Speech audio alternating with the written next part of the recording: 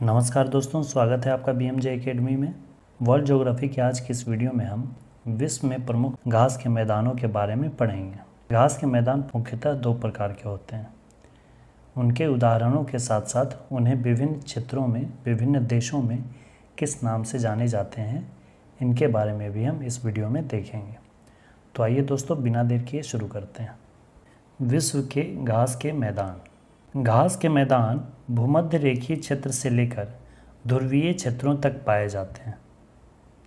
भूमध्य रेखा से ध्रुव तक जाने में घास की प्रकृति में अंतर आता जाता है। इस आधार पर विश्व के घास के मैदानों को मुख्यतः दो भागों में बांटा जाता है। पहला उष्णकटिबंधीय घास के मैदान और दूसरा शीतोष्ण कटिबंधीय घास के मैदान। उष्णकटिबंधीय घास के मैदान।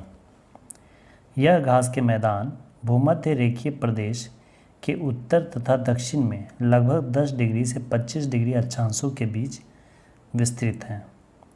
सवाना घास मैदान उष्णकटिबंधीय घास मैदान है, जो कि उष्णकटिबंधीय वर्षा वनों तथा मरुस्थलीय वायुओं के बीच लहरदार बिखरे घास के मैदानों के रूप में पाए जाते हैं। इन घास के मैदानों में बीच बीच में झाड़ियाँ और कहीं कहीं पेड़ भी मिलते हैं। सवाना घास मैदान मुख्यतः पूर्वी अफ्रीका में फैले हुए हैं।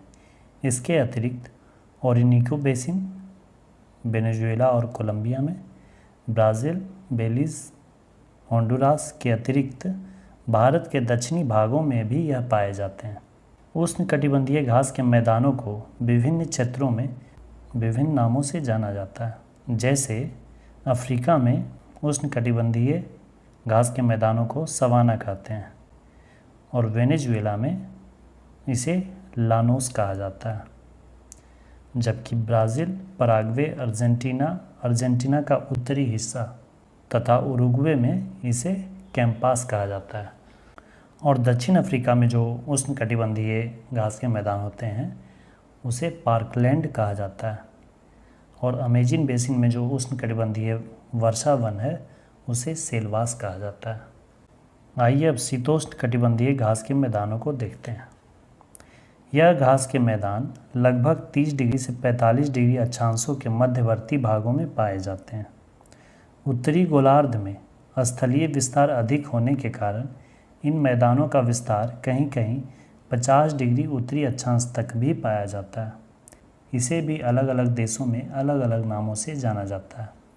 जैसे अमेरिका में शीतोष्ण कटिबंधीय घास के मैदानों को प्रेयरी कहा जाता है और अर्जेंटीना के दक्षिणी हिस्से में जो घास के मैदान है उसे पंपास कहा जाता है। और दक्षिण अफ्रीका के दक्षिण में जो घास के मैदान हैं उन्हें वेल्ड कहा जाता है।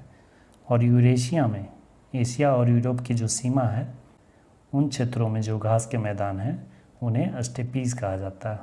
ऑस्ट्रेलिया में इसे डाउन्स कहते हैं और न्यूजीलैंड में इसे कैंटबरी के नाम से जाना जाता है। मध्य यूरोप में हंगरी में शीतोष्ण कटिबंधीय घास के मैदानों को पुस्टाज कहा जाता है।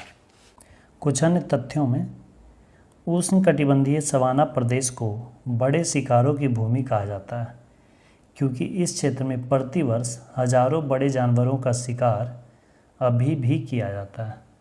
60 डिग्री अक्षांशों के ऊपर के एशियाई, यूरोपीय तथा उत्तरी अमेरिका के क्षेत्रों में वनस्पतियां अत्यंत विरल पाई जाती हैं।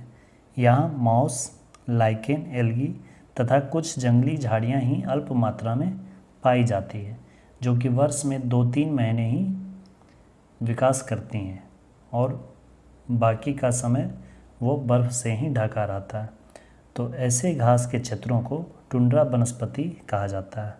तो ये थे दोस्तों विश्व के प्रमुख घास स्थल और उनके विभिन्न नाम जो विभिन्न देशों में जाने जाते हैं। दोस्तों, वीडियो हेल्पफुल लगी तो अपने स्टडी ग्रुप्स में भी शेयर करें और अपना फीडबैक ज़रूर कमेंट करें। वीडियो को अंत तक देखने के लिए धन्यवाद दोस्तों। जय हिंद।